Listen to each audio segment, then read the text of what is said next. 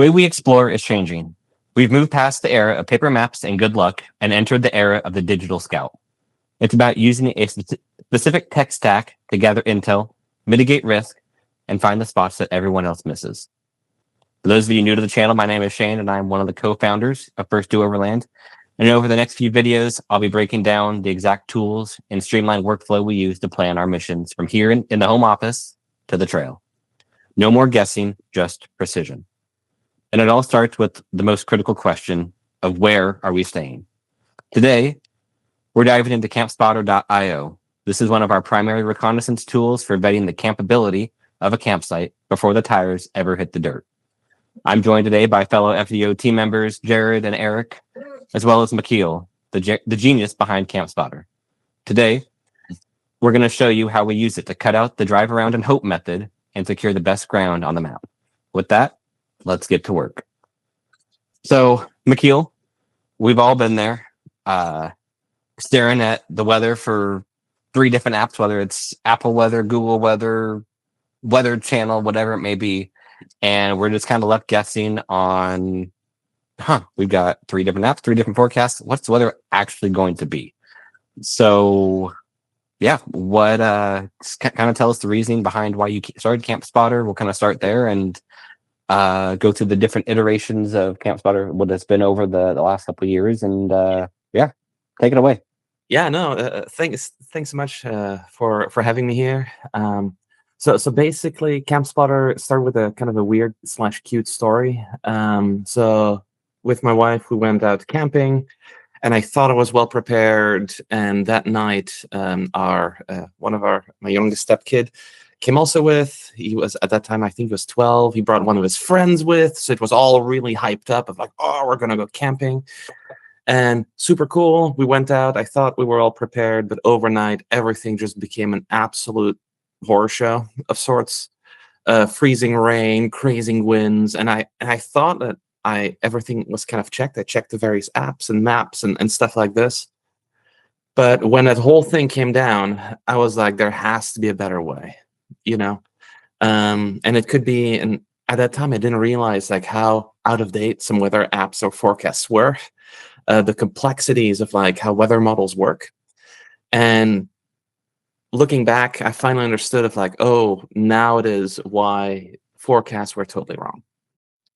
And so the fact that like within seconds, I decided like, hey, a person should be able to know when or where not to go within seconds without hiding behind, oh, you have to use 15 different apps or check this obscure website and stuff like this, was really the point of like, what can we do to make it really simple for the outdoorsy person to pick a spot where they want to go, maybe even multiple spots, and within seconds know like where not to go of sorts. And so this was basically the moment that Campspotter started. Initially, it was a very heavy Python script, so just text of sorts. And as we got more feedback of people, basically it became like a website, and now it's morphing into like a mobile app actually. And the whole premise is being able to always give more and more richer information at a faster pace, but also that is the more we add information, we want to make sure that it stays really understandable and approachable for anyone. So we don't expect you to be a geo data specialist to just understand what's going on. It really needs to be like, hey, should I go or not go? Okay. So look, and this is something that I've noticed from the first, the initial iteration, that you came out with last year to the newer one. So the goal is, is the app officially launched now, or is it still like the web? So I know, like for me on mine, I just have like the bookmark on my phone. So is it now officially an app, or is that still not yet? So I'm working on the actual native app of sorts. The reason why I'm now going like the Campspotter is now a mobile app in a sense is it cuts down the code base to just one, instead of having all these different pieces and different platforms and stuff like this. And it basically allows like me, as I built this stuff, to really get much faster feedback from all of you guys. Okay. Instead of having to worry of like, oh, like that platform and this, and and all the screen resolution differences and the formats and all of that stuff. Eventually, as the feedback is now coming in, and where it's like things are getting more consistent and better, like this is getting the moment of like, okay, we have something meaty that is now probably worthwhile investing in making it a dedicated mobile app, because so much opens up the moment you have a native app. Like, it's a whole new experience that we'll be able to offer. Well, on that, so that seems to kind of segue into the next question that I had was, so I know you have a team of ambassadors, that you have kind of giving feedback and all that. I mean, us included. Yes. What was some of that? I mean, I know the feedback that we've given you. What was some of the other feedback that you've gotten from other people that have kind of caused that major pivot from V2 into V3? What were some of the big key factors that you've changed into this new version? Yeah, and so that was like it, and it's actually thanks to ambassadors like you guys that really helped me just get a sense of like, how are the forecast models doing? That's ultimately the big focus on. And a couple of ambassadors were saying like, hey, I got this score, I showed up to the spot, and you said there was going to be a little bit of wind, but we got stuck in like 60-mile-an-hour gusts, and I took a girlfriend, I took a date, and this, it was absolutely terrible. I was like, that is so weird. How can this be? So last year, I think it was in October, November, I ended up doing a lot more research of like figuring out like, why is that wind piece always so wrong? What makes wind forecasting so tricky? And ended up discovering that like most of the forecasting models don't agree, which is super interesting, but yet it's so relevant. And the previous version of Campspotter was just using one large weather model that would cover the world of sorts. And it's there's a bit of like data science and machine learning behind the screens that makes it possible to make like a fast, easy, and good prediction. However, because some of these weather variables were always off, I was curious as to why. And so as I started looking into like doing just like data science research around like forecasts and finding the differences and stuff like this, it really dawned that on me that weather forecasting institutes, whether it is NOAA, like the European weather, I just forgot the name, the Germans, the South Koreans, you name it, they all want weather models to not agree, because that is a true power of forecasting, because no one can perfectly predict how the weather is, but by default they make sure that weather models never agree, so that researchers can figure out where the overall trends are. And like when you look at those hurricane forecasts and stuff, when you get these spaghetti plots, all of those different lines are the results of models not agreeing. And the moment that I saw that, I was like, oh dang, this is what Campspotter needs to have. It needs to be able to show you the best and the worst case scenarios, so that the prediction score can be a lot better. And this was actually what V3 is about. So instead of like the previous version of Campspotter had one weather model per location that you were running, right now we're running 8 different models. And those 8 literally like compete against each other to trying to provide what is the best and worst case scenario. And that allows Campspotter to probably be the only tool that can give you like the sense of, hey, you're going here, and this is the full gamut what leading weather research institutes are thinking, versus here are 15 different weather variables broken down. It might be accurate, it might not be accurate, but you'll never know until you're there. Okay, no, so that's that actually, it's funny that you mentioned that, because that was the biggest, honestly, one of the biggest reasons why we used it, because I know, I mean, for like our quick overnighters, sometimes we've been guilty in the past of, oh yeah, we're just gonna wing it, and that's that's some of our team members' mantras. We're just gonna wing it and see what happens, which is great, if it's just a small group and you're going out for it's quick overnighter. But that was one thing that's been nice as we have as we've expanded and bring in more people, and a lot of people who it's their first time camping. It's for me as the as the host, I don't necessarily I don't want their first experience to be a hurricane force gale winds, over on the peninsula. We're like, we love it here. Yeah, No, you said the weather changes too quickly. Yeah, I know it changes fast everywhere else in the country. But in Florida, it's ridiculous. What are you talking about? Oh my God, I was standing there on the beach in the sunshine, having a little iced tea. I looked over and I go, ooh, look, a little cloud. About 3 minutes later, holy crap!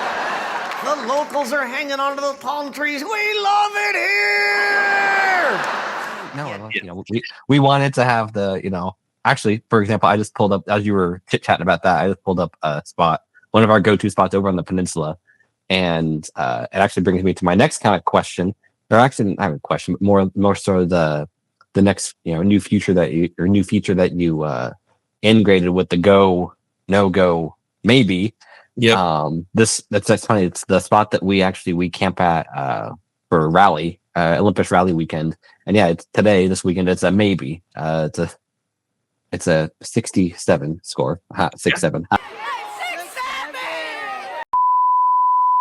All right.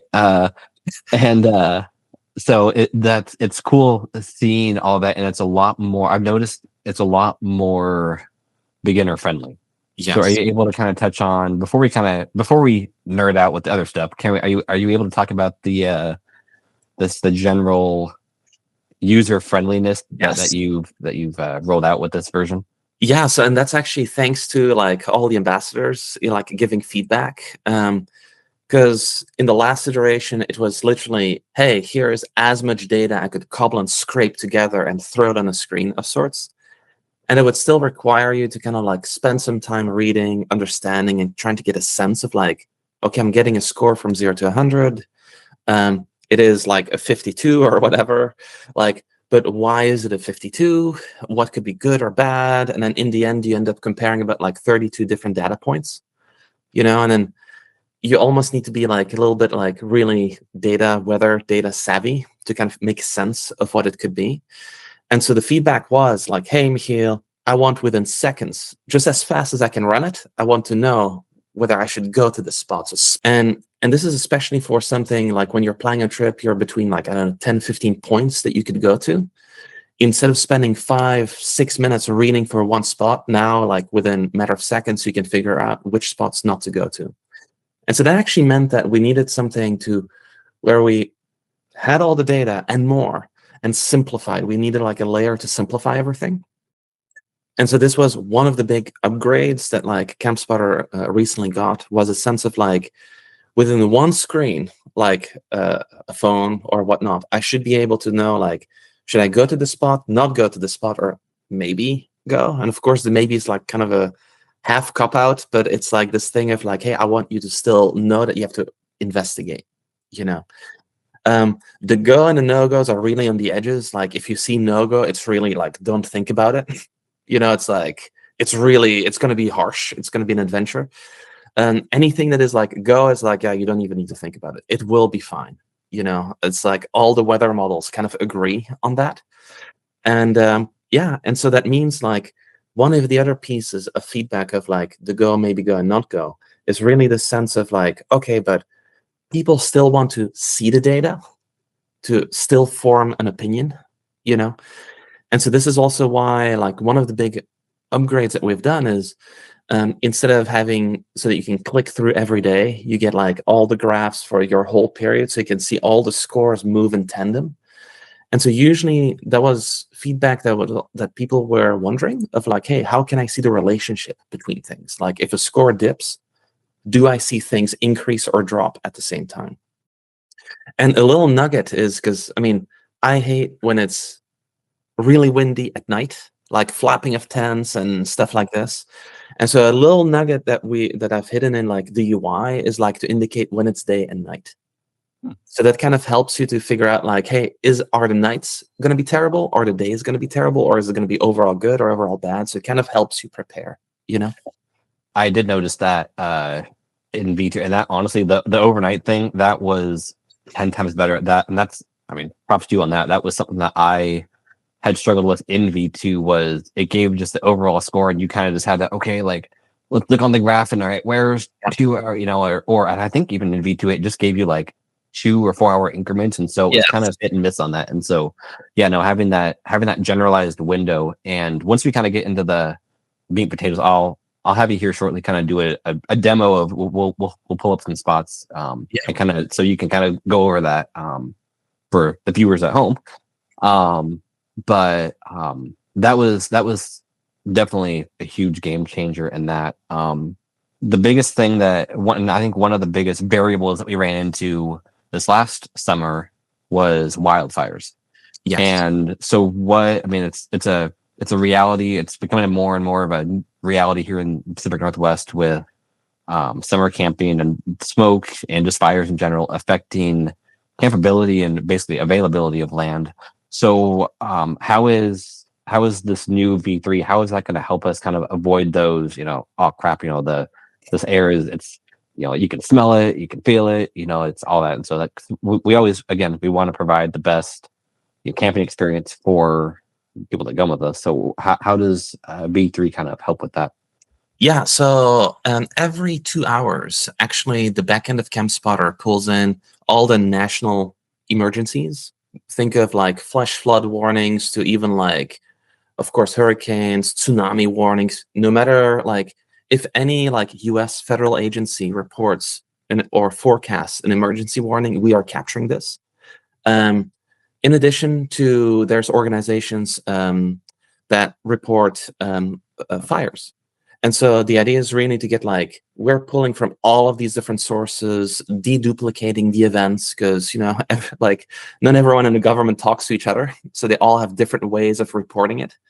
And in order for a user to kind of know of like, hey, like you're saying that there's like 5 wildfires in this spot, like, but actually there's just one, we want to make sure that whatever the user sees is really the sense of like, hey, I see weather, I have my LIDAR data, so I know if my spot is going to be level.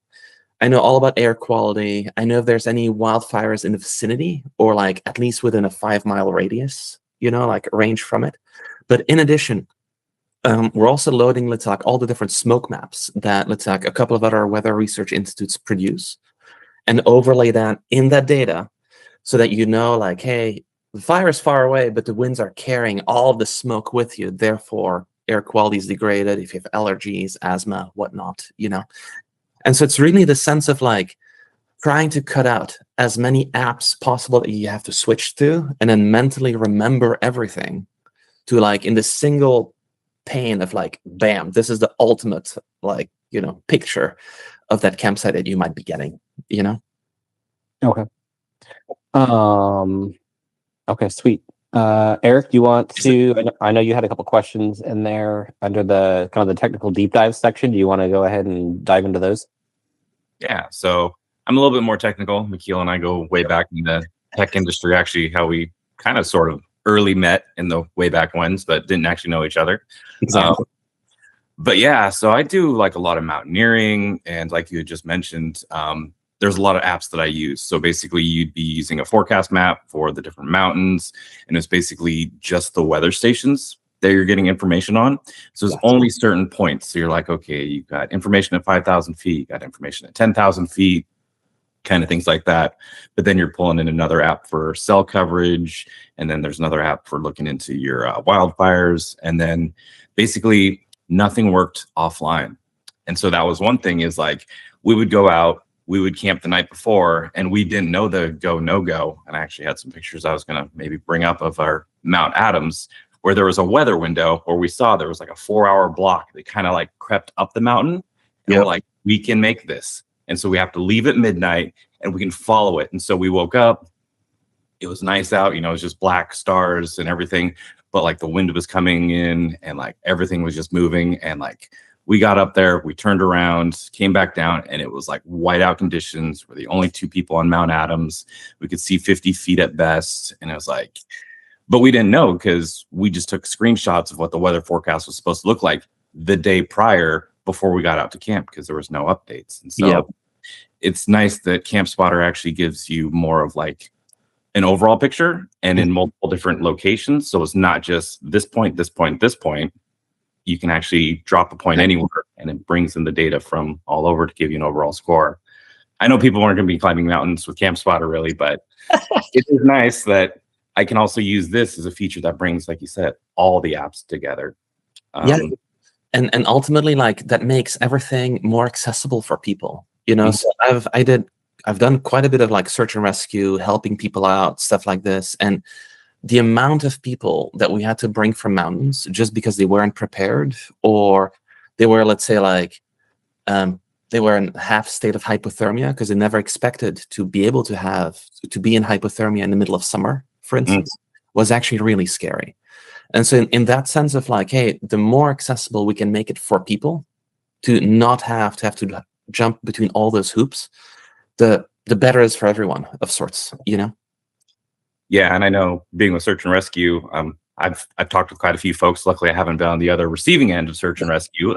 Been close a few times on a couple of adventures, but yeah, it is also nice that you can provide that wind forecast, because normally it's just everything that I found online is just like, okay, 15 miles this direction, and then it's just kind of throughout the whole day. You don't know about those peaks and troughs, and like I think when you came up with the wind forecast, I put in a little trouble ticket to you from Starlink, and it was, hey, we're camping out here and we have a score of 90. Why is there 60 miles an hour wind? Yep. Looked into that, and I think you got a few other comments because Shane was out where I was in Central Oregon, and it was just like, what is going on? This is not a 90. And like video pictures of just torrential wind and rain, and that's when you looked into that. So it is nice that there's an aggregate now, I guess, of all the different models. Yes. And one of the big things of like, so most weather apps, they might show you like on a minute by minute or hour by hour, just like, hey, you're going to get like 15 miles an hour from northeast. Super cool. Great. And if you're staying like 2 or 3 days at a spot, you kind of have to swipe between all these increments and kind of figure out like, where is most wind coming from? Because that's like detrimental if you want to put up a tent in a way, so that you don't get caught by suddenly wind change of sorts. And so one of the big like investigations I've done was like around user experience, like how can we condense all that wind data? Because like wind, there's so much other data that comes to it, like gusts, direction, regular speed, like it's like 3 things in one. To help people set up their tent is like actually create like a plot, like a radar plot that actually analyzes all of those wind forecast periods and basically draws a picture of like most wind is going to come from here. These are the other areas, the directions where wind is going to come from. So now you can better set up your camp without having to like analyze and figure out of like how many arrows are pointing this way and that way, and like it's really hard to parse all of that data. Yeah, and we saw that last year. Actually, it was interesting to see like when you camp the same spot for like 2-3 nights in a row, how the wind actually comes back. It's like, oh, all day long the wind is coming out of the the southwest, and then all of a sudden at nighttime it comes out of the northeast. It's like it automatically changes. And I remember last year's kind of season opener with actually these two. I met them at like 2:00 in the morning on Cle Elum Lake because the Easy Up was in the lake, and like all our awnings were flapping. And so like we went to bed at night, it was perfectly calm, nothing. And then 2 a.m. just came ripping through. The 3 of us ran outside, and like everybody else from camp woke up, got outside, and it's like things are just in the lake, and like awnings were like being blown apart. And it's just like, and then it was just like a 2-3 hour windstorm, and then completely calm again. So we didn't even know, but now with Campspotter offering like, oh, you see absolutely nothing, and then boom. Bam, exactly. Like, oh, okay, good to know. We're going to put everything away at night. Yeah, and that's like the power of like using multiple weather models and having them compete of sorts, or like having them simulate all the possibilities that allows you to kind of say like, hey, like it is looking that most models agree or not agree on this data point, and the more they agree, the more that like, okay, if 8 of these models are saying something, it's probably going to happen. Now, wind is one of the hardest variables to predict. It's incredibly complicated how these weather research institutes do this. And so one of the future expansions in Campspotter is going to be like, hey, can we move from 8 to even more models? There's a series of, let's say, like models are being made that are like fundamentally different in the way of like how they're being trained compared to the current method of how these weather labs do it. And so the goal is for Campspotter to go after these really brand new spanking models that might be very opinionated, but that are fundamentally so different in the core that hopefully can get a much better picture of like how good or bad it's really going to be, you know? Yep. Yeah, wind plays a huge role. I know it can be, you know, sunny and 70, but if you got 50, 60 mile an hour wind, it's just that it just takes it right out of you. It's that thermal. It's crazy. Yeah. So yeah, definitely helpful.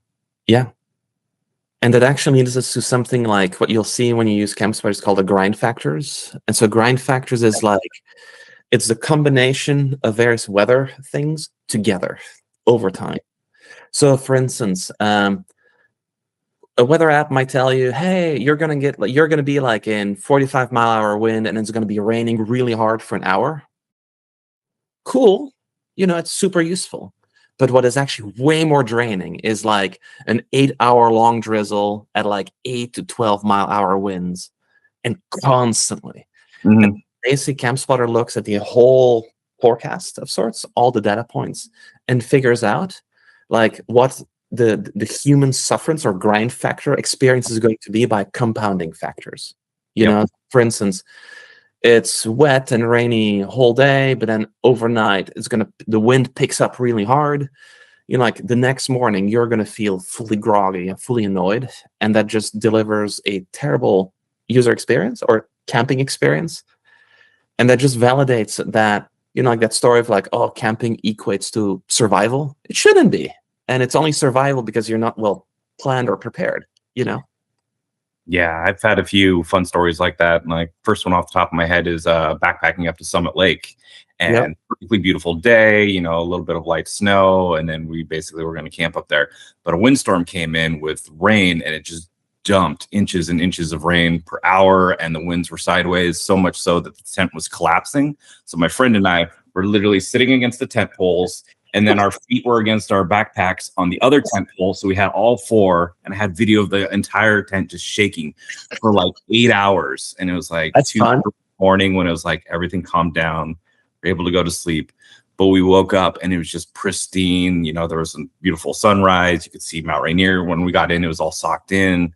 But yeah, just knowing that these are options now is amazing, because before you just kind of never knew. You're just like, oh, it's gonna have some wind, it's gonna have some rain, but you don't know how long. And then yeah, you're right, we were miserable because we were soaking wet from getting there, and then for 8 hours, you know, the whole entire day was lost. Exactly. Just sitting in the tent, like, is this what it's going to be like till morning? And then we have to pack up everything soaked and now get out. Exactly. If you know that in the morning it's going to be beautiful, sun will be there, it'll be all right. You're like, okay, I could deal with that, but in the moment, you're like, oh, no. Yep, absolutely, yeah. Right. Yeah, and this is the thing that Campspotter is trying to solve. Is like, I mean, all the data is already available in all those apps, you know, and so reducing the cognitive load on a person to kind of having to read through all the things, figure out is it going to be good, bad, you know, like the matter in seconds that you can get this little hint of like, hey, it's going to be pretty decent or it's going to be like terrible. Then of course, if you want to have terrible experiences, go for it. You know, if you want to rough it out, absolutely use it. Like, you know, do the inverse. You know, like the lower the score, the better it is. But probably for most people is really a sense of most data simplified, fast as possible, because plans change, life happens. You know. Yeah, as a trip planner, it definitely helps out because I do a lot more backpacking trips and things with other folks where it's like, okay, I'm kind of in charge of these people and what their level. So I know, you know, even Shane and Jared here have different levels of like what they're up for. Like, you know, Shane might not like icy winter conditions and like, you know, overlanding and then like camping out there, and, you know, where Jared might be up for something a little more adventurous like that. So you can kind of play what people are, you know, tolerant of, and then, you know, kind of build the trip around that. Exactly. And I did see that now on V3. I haven't played with it in a few months, but the trip building is pretty amazing as something new that you came out with, because I mentioned that, where it's like every night I'm creating a new pin and seeing what it is along the way, and things change. But now you can actually build that full list of these are the places I plan to go and kind of like, plan out my week. And it gives you the scores across the board, which is really nice. And then like, so these weather models, all the research institutes, they deploy or like they publish their new forecast models every 6 hours, roughly. And so every 6 hours, Campspotter's backend pulls in all of these new models as well. And so what that actually means of like, in the past, you had to add all your points separately, hit run, and then you wait and you wait and you get the thing. And then the next day you do the same thing. Mm-hmm. And this also was feedback of the ambassador community, was a sense of like, hey, I have all these spots laid out. What can I do to make it even faster? So because I don't want to do like this repetitive, painful experience. And so the trip planning is now one of the things where you add all the points you're thinking of, you launch it. And then the next day, one button refresh, it pulls in fresh data. You can see the score changes, and so that, for instance, if you're between like 5, 10, 12 spots and a couple of spots drop really hard in terms of predictions, that those ones are up for a challenge. So you can just remove those, Yeah. Last year, I did a kind of long adventure. It was about 44 days on the road, basically through Washington, Oregon, Idaho, Montana, and then even parts of Yellowstone and everything. And so that was kind of the thing, is every night it's like, all right, where am I going to camp? I got to put in look for a new score. And it's like, I'm near here in Idaho in the middle of nowhere, like which one of these? And so it's kind of a guess and check. But now a few weeks prior, I can go through, pull all the points that I plan to be at, and then just hit refresh. You can see as the trip progresses what's going to be good, and then make that change. Yeah. If need be, on just a one spot rather than, every day trying to check the new. Exactly. Yeah, no, 100%. And I remember when you were doing that trip of like, I was like, oh, Campspotter, make it good for Eric, So yeah. And then that was actually the trip where the wind came up when we were in Idaho, and friend Jacob was like, this is an amazing spot. It's got a great view. And then we got there, we parked, everything was fine. Yes. And then 60-mile-an-hour winds, you could see the dust and everything just hitting the tents. We didn't even put up the tents. We just sat in our trucks for like an hour while this happened. And we're like, we can't stay here. We're on an open bluff, 60-mile-an-hour winds. Like, we can't even put up the tents. And then we're sending you videos. And I was like, don't worry, it'll be fine. And then I think Shane was camping elsewhere again, and they were also mentioning that. They're like, what's with the wind? And you looked into that, and it was like, that was fun time. So nice. People have been super fascinating with weather for the last probably for the longest of humanity. And even still today with AI, supercomputers and stuff like this, like it is still really hard to predict something like, what's going to be the weather tomorrow, or the next hour or something like this. And so that's why with Campspotter is like, I'm trying to pull as many sources as possible to it. And even as new things release, just to make sure that things are not going to be always 100% accurate, but at least you can the blast radius becomes a lot smaller of a wrong decision taken, Yeah. Cause what do they say? The best weatherman's like right half the time. Exactly. Yes. Yeah. Now we have 8 weathermen. So, There you go. But it is nice to know that range. That definitely really helps in just the go, no go. So that'll definitely be really helpful. Yep. No, amazing. All right. Shane, anything moving on next? I think I've got most of my questions answered. So guard. What? Huh? Did I catch you off guard? I can keep talking. Yeah. No, you're good. So I think that's all. We've actually covered quite a bit. Jared, did you want to touch on some usability and some of the user experience and all that? If not, we can kind of have Michiel jump into show and tell here. But you got some questions? I don't have too terribly many questions. I will say the crazy experience with the EasyGo tent ending up in the lake at middle of the night was the day I went Campspotter Pro. Haven't looked back since then. I'm super excited to use V3 now. It's really nice to be able to look and then get a quicker glance using the grind factor Just looking at some dates for next weekend, going around here in our local area, between out on the peninsula, down towards Stampede Pass, and then up out Highway 2, and just a nice little triangle of places I'd like to go. We've all got scores 90, 91, 93, but the grind factor is completely different between all of them. Out on the peninsula, you've got wind gust expected for 48 hours. Oh, fun. And that's the basis of your grind factor there. And then even in Stampede Pass, you've got a 3 arms worth of grind factor. Dang. Okay. Pushing you just because it's 48 hours below 40 degrees. And that's a rough experience. You got to show up mentally prepared and physically prepared with your equipment to get through that. Being able to see that is a great heads up, a great way to prepare yourself for what you need just off of the road. Yeah, no, and so this was one of the biggest things of, like, for instance, if people stay out in the cold for a long time, even in the summertime, this is like when hypothermia sets in, or like, or a slew of other dangerous medical things, so it's just being able for people to know that is key. Another thing that we ended up throwing in Campspotter is a sense of like, hey, is the spot you're going to or you're thinking of going to, is it level or not? It's like the eternal question of like, hey, I see a spot, and like whether it's Gaia, Onyx, or whatever mapping tool that you're using, you kind of squint at the map, you maybe turn in 3D to kind of figure out like, is it level or not? I can't quite tell, stuff like this. And so one of the big Campspotter actually does is like it computes. We're actually looking at a whole bunch of like satellite LIDAR data. So satellite data where they measure the elevation differences. And we're actually looking at like a 30 meter or about 100 feet area to figure out the actual geometry of the spot. And so like this, you'll know like the score will start to decrease the moment you're over, I think it was 12 degrees incline. And surprisingly, 12 degrees is the same height difference as I think 2 or 3 max tracks stacked together.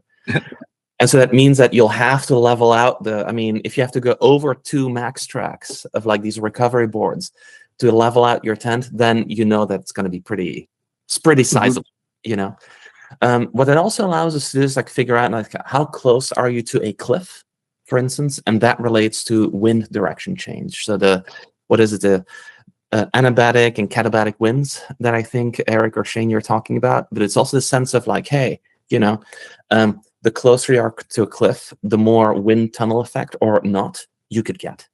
So that all comes to that piece of data, and this is the stuff that, let's say, like, yet again, it's, hey, it takes a couple of seconds to know. That's it, versus putting up your, geosciences hat and like weather forecasting and all these different apps to look at, and just simplify it all. Yeah. A very good lookout spot or cliff view can certainly be ruined by a rough wind coming up the cliff. Exactly. Yeah.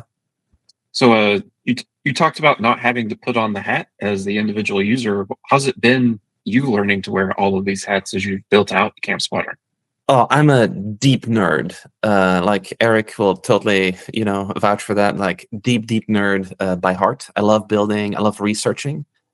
But it's also the sense of like, hey, what can we do to make other people that might not be as nerdy, make all of that information accessible? And that is one of the passions of mine. So I've been building apps and tech, AI, machine learning, my whole career. So for like 15, 16 or years or something like this. And so the more we can simplify things for people, especially on the design side. So I'm a designer, I have a design background.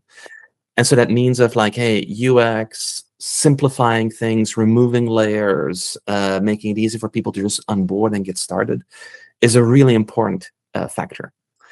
And so that also means of like the way how we're building the app is a sense of like, hey, let's see if we can, let's not go straight into like a dedicated app of sorts and then focus on little details, but it's like, let's make sure that the scoring engine is trustworthy enough. And then like layer up of like, hey, okay, now let's work in the UI. Let's start working on other UX elements, And surprisingly, through the overlanding community, there's a couple of apps that have actually shown interest to integrate Campspotter into their app as well. So one of our friends, Tim, he's building this app, SitWrap, that allows groups to kind of like plan their trips together. And this allowed us actually to kind of work at an integration of like, hey, what if Campspotter could provide data for other apps as well? So that hopefully, let's say like a Gaia, an AllTrails, an Onyx, a Rivian, can actually use that data. And so that basically, on their platforms. So that is kind of the goal for Campspotter, is to become this infrastructure layer for the outdoor industry, basically. That's a great end goal to have. It certainly would be a wonderful add-in when you're using Onyx Offroad, or when you hop in your Rivian and you plan to go somewhere down a Forest Service road where it tells you, hey, you might not want to go there. It's going to be 12 hours of torrential downpour. Exactly.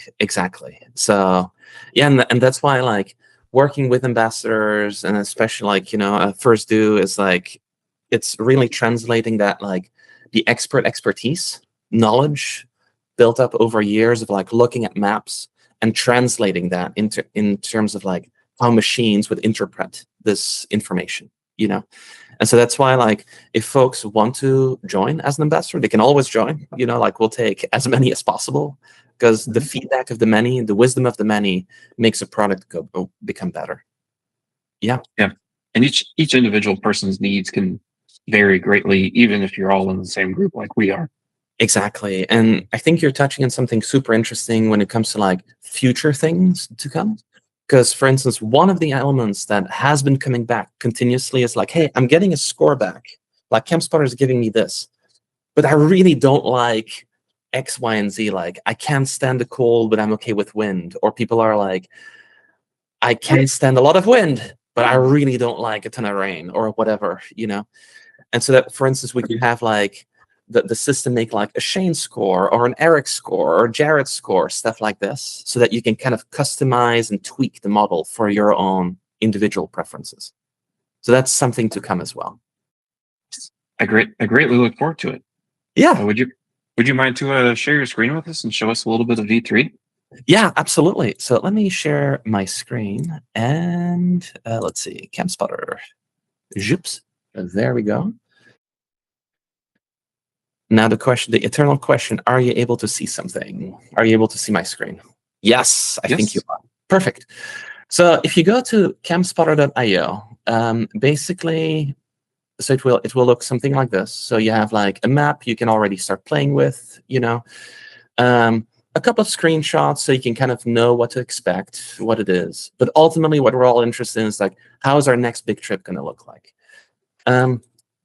And let's say that we want to plan a trip somewhere, so you can kind of see some of the scores here. But let's say that we have, like a trip over here, a spot that we like to go to, and let's say that this is a good-looking spot. Let's say so it's top of a hill, and I think you all know where the spot is.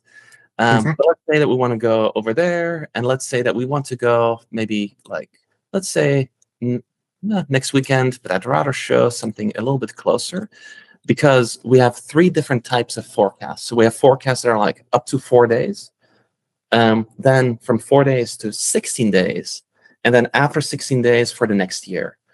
And the interesting thing is like, so anything within the current 16-day window is actually current forecasts produced by numerous weather models all over the world. But anything over 16 days, we're actually looking at 25 years of historical data. So what that means is like, hey, you're in January, you know that you have like 15 days of days off over the year, like you can now already start planning your camping trip in August, And so that is a huge unlock for people. And so what we're going to do in this case, we're going to look at, let's say we want to go camp at this spot, like from the 3rd of February to the 5th, we're going to say this, and we're just going to launch it. So at the moment, so we're pulling terrain, all this other weather data, and we're just grabbing whatever we can. And in a little bit, we should be getting a score back. There we go. So next weekend seems to be a really good thing. So you get like your infamous Go score, it's a 93. and you get like a 1-sentence description. So the idea of this description should be like, if you were to ask the expert, that would be kind of the answer. It's like, seems to be a mixed bag. It's still doable. It gives you the score, and it tries to give you like the most pertinent information possible. You'll see as well that, for instance, like the temp range is going to be between 42 and 60. It feels like a 39, which is interesting. 1 millimeter of rain, cool. A little bit of wind, and we all know that this spot is pretty notorious for wind. So this is actually a really interesting thing to see. And you'll see that the slope that this particular spot is at 9.5 degrees slope. So there's probably just one max track, max track and a rock maybe. And that for 48 hours long, it's going to be overcast. But the interesting is kind of this, is like that from all the weather models that are now have been consulted, is that there's like a 12-degree gap between the two. Which for some people, like it could be 48, 47, or it could be 59. Like there's a pretty drastic feels like difference, And so that also means like if people are like, hey, this is super cool, I want to learn more, you can kind of click on these little cards to go to learn, to jump into the details, or I can just click on like dive deeper. So if you click on these things, I shouldn't have clicked on the card, but like you get like, this is the detail factor, a view of sorts. You get a much bigger summary of like, this is really meant of like, hey, this seems to be an interesting spot. Let me still like double check on things. And so, and the whole goal of this, like in a nutshell, is like probably within a minute or two, as you've read this whole blob of text, and I should probably be better at like organizing the text, is you'll get the sense of like what the summary is, and at times a really sleazy kind of like weird dad joke in there just for fun, because life is too boring, like it's too short to be boring, So that, and you also get the sense of like, hey, how much agreement is there on models? So you can kind of see like, hey, models are in high agreement, and there seems to be some few things where there could be like a significant divergence with what the models agree on. So that you get like the change of scores, and of course you can hover over these things, and get a sense of like how the score changes. The range at which the different weather variables change. So you can see like clearly a huge dip in like rain forecast. And this is like the wind analysis. And you'll see here that most of the wind is going to come from, let's say, like the northwest, and if you hover over these things, you'll see also like the speed and basically the intensity breakdown, So yeah, and this is basically what Campspotter does. So if you want more weather, there's more weather. We're pulling in as much as we can, up to like UV indexes, pressure changes for those who want to start to see like, hey, like the bad weather is starting to settle in of sorts, And our air quality is very, very good. And if there were to be like any like emergencies, you'd actually see that highlighted, front and center. So that you, as you're planning your trip, where not to go, And and so let's do something else. So let's see if over here. So I think, yes, so this is a spot that I already ran a score on for somewhere in March. It's like, okay, it's far out, and so it's far out. And in one click, you can actually just refresh this. So whether it is one spot, a whole slew of spots, it will take roughly about the same time. And so right now we're pulling the information. This is a spot which is in March, which means that right now we're in end of January, beginning of February. So right now we're looking at 25 years of historical data. And and so this is based on 25 years of historical data, that this is kind of a maybe, for this thing. The temperature changes, but all the models seem to be in agreement, which is normal because this is based on 25 years of historical data. So this is all like true measurements. And of course, it will give you the same things. You can dive deeper and you can really see like the best worst case scenarios for each of the weather things. So yeah, so this is basic Campspotter. And before I go, one of the things that people seem to really like that some of the apps like Windy, what they do is you can turn on like a wind layer, and so you can see like how the wind will basically change over time. It's nice to see that visually, particularly when you are looking at hill spots like the previous. When you're pulling into an unknown camp spot like this, where you may have traveled quite a bit, you can orient yourself in a cardinal direction in which way the wind is going. Exactly. So over here, and then you have, and so it will cycle through all the different forecast increments and periods, so that you can see how the wind is changing and stuff like this. So already here you can see there's a lot of movement that is happening on the Sunday, but eventually, like the majority of the wind, as you kind of squint at this, should be coming from the northwest. So you'll know, like if you have like a hard shell tent or whatnot, like aim it against the wind primarily, and so you'll be all set up for that. So the question is can this information be used in a court of law? Because we camped there before, and we were 5 miles away, and we saw a beautiful sun, light drizzle. But the people that stayed at camp said a tornado came through camp, destroyed everything. We didn't see any physical evidence. We don't know if that actually happened at that camp spot. Yes. So court of law, I would say we have terms and conditions that, it's still you're responsible for going out, but we provide you the best possible information to make the most educated decision, But yes, AI videos, you never know, even if the evidence that they send is actually true or not. But at least this is, so talking about AI, actually, one little sidestep is, surprisingly, most of this whole prediction thing doesn't use, let's say, like a Gen AI model, So that means like if Jared, Shane, Eric, whatnot would all run an assessment on the spot within the same time frame, you will all get the same score, which means when it comes to trip planning, you get like a constant consensus of sorts of looking at the same picture, of like the same data point. If you were to take all of these weather variables and drop it into like a ChatGPT or a Claude or something like this, it will be different every time,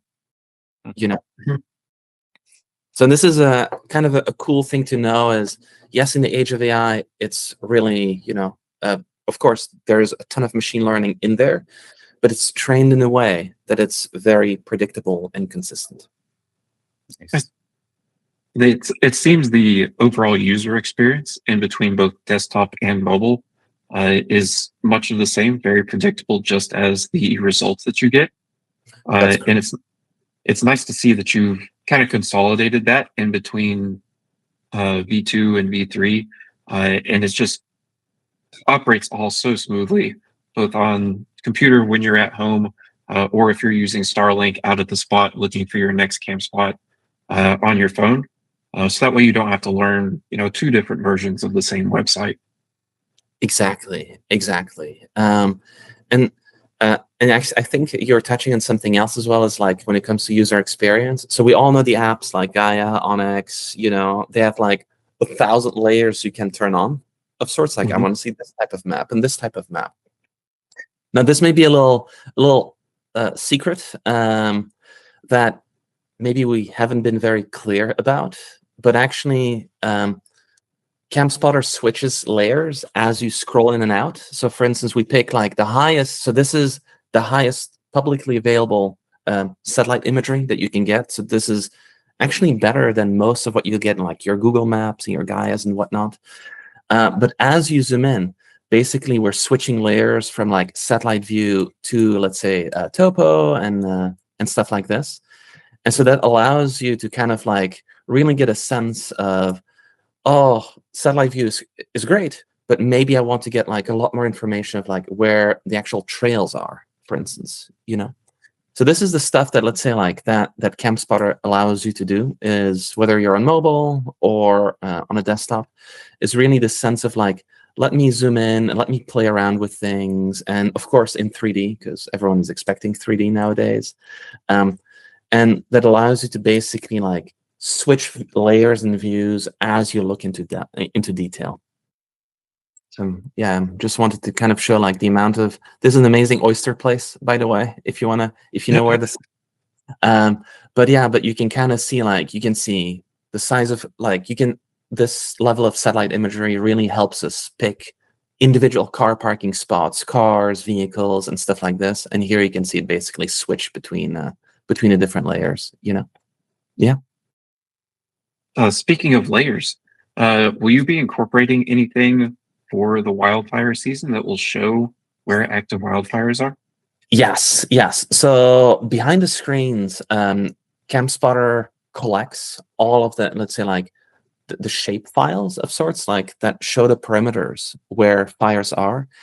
And it is already there, but it's not yet publicly available in the UI. Is we will be showing all the fire contours. So fire contours is one, but also all of the other emergency contours as well.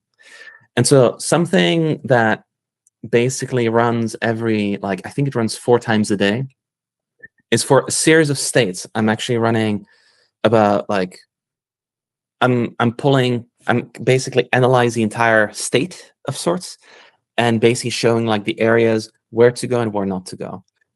From the previous version of Campspotter, this was publicly available. However, it was so much to build and to maintain and stuff like this. This has been hidden for now, but that information is going to be available, so that you could maybe, like, zoom out and really know, like, oh, the west of the state is terrible. I'm going to go to the east of the state, And the nice thing about this is, like, it won't give away any secret spots. Secret spots stay secret, even if you share it with your friends. You can always unshare it, so it disappears for everyone to know, And none of the spots that you're seeing here, unless you're really good at squinting and figuring out through a map, they will always stay secret. So it's one of the big things is we don't want people to, you want to make sure that your secret spots are kind of yours between air quotes, even though it's, like, on the public domain, But yeah, we want to make sure that, let's say, like, your information stays yours, and that relates to all of the GPS data, locations, places you save, trips you plan, stuff like this.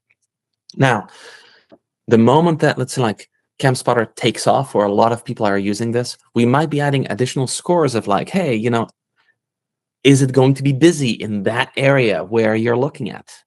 Because we know that other people are looking into that area as well. So this would be, like, an extremely interesting space for people that leave on a Friday afternoon. You get to your spot, and then there's someone that is in that spot that you're like, man, it's 10 p.m. I've just driven 4 hours. Now I need to go look for my backup spot. And then the backup spot is taken. It's like, oh man, I need to go somewhere else. So at least that level of information could be super helpful for better trip planning, but also for, like, search and rescue, law enforcement, forest service, to know, like, where is there more, like, human pressure on the trail, Yeah.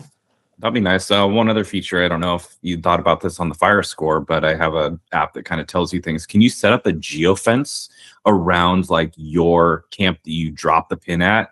And then it might alert the app of, like, hey, there's a new forest fire or something within 25-mile radius. I know it's probably a huge ask because it's a lot of data to push to all your users of what they've pinned for that week, but that might be interesting.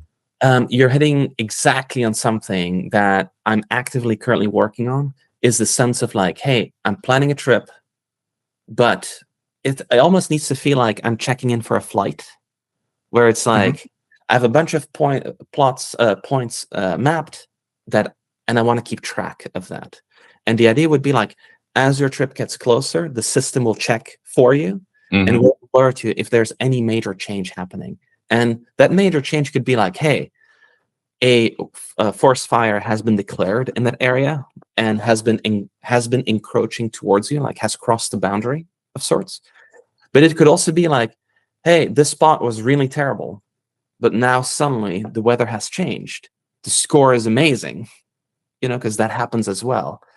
And so that means that, like, as your trip gets closer, you get to make these last minute changes in higher and higher confidence that, let's say, that your trip is going to be successful. Because surprisingly, there's been a survey that was run on the national parks, and that over 60% of people camping had actually terrible experiences in national parks, and it was all due to, or the weather was terrible, or I didn't have the appropriate gear with me to make it enjoyable.